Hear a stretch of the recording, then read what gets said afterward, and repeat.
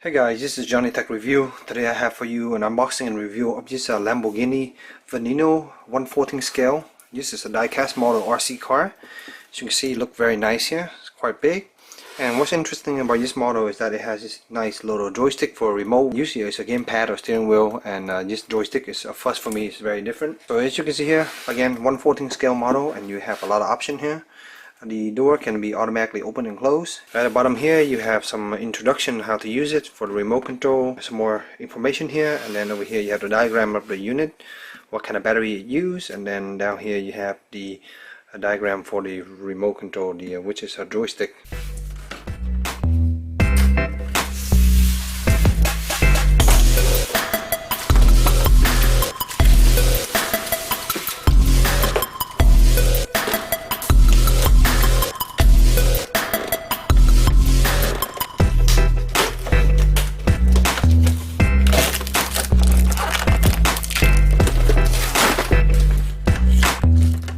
So as you can see here, it's out of box now. It took me a while to take it out, a lot of screw and stuff.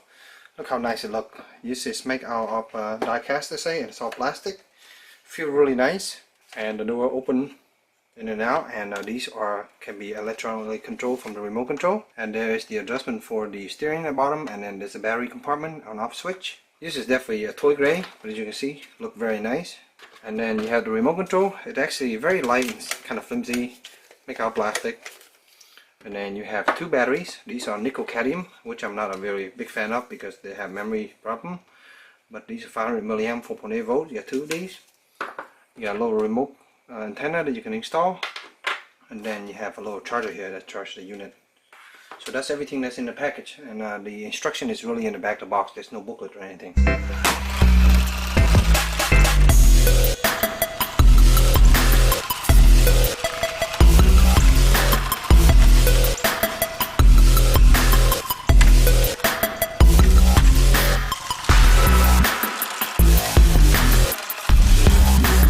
As you can see here, the controller is pretty sensitive, so if you just want to use it in a normal joystick mode, all you have to do is just put your joystick on the ground and then control it, so you can move it around like this. But if you want to use it in kind of like an L mouse mode, which is always enabled, which is kind of annoying, you will just turn the stick, as you can see here, back, forward, left, right. You can see it works pretty well, but there's no way to actually enable or disable this. It's always on. So if you want to hold your joystick in your hand and move it around, you can't do that. So you can open and close the door by holding down this button right here. So all you have to do is hold it down like this. Take a second.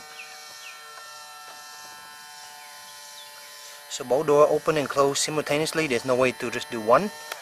And you keep pressing it down and cycle to it, and it will close back up. So you also have this demo button that you can press to switch to different mode. So I'll demonstrate right now. First one, you go back and forth, as you can see.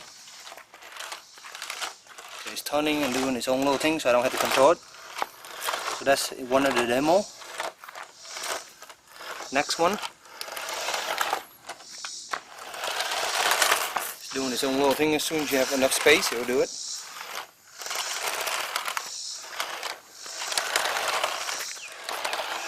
It's kind of cool, just doing its own little thing. Another thing I want to point out is when you go forward, the light here, this headlight will come on, the LED. You see, and also when you back up, it will also come on. You see, show you again here, back up.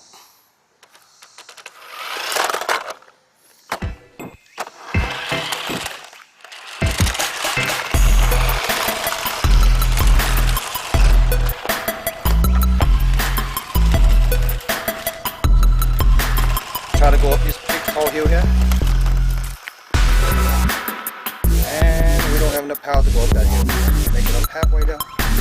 So I've been playing with this little toy for the past 2 weeks or so on and off, repeating all the other thing I was doing, and so far it works pretty well. I did found that the battery does last quite a long time running on this little unit, which was kind of impressive.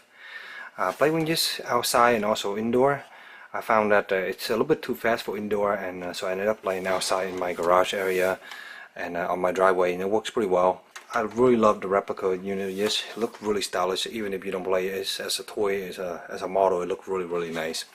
You can see here you actually have suspension on both the back and front wheel. So you have this nice little Pirelli P0 tire here. Even has nice little brake pad, and now of course they're not really real, but look really nice. So this controller come with this L motion gesture kind of thing, and it's really easy to use. Just hold on to it and you can just turn whichever direction. Turn left to go left, turn right to go right, forward, backward.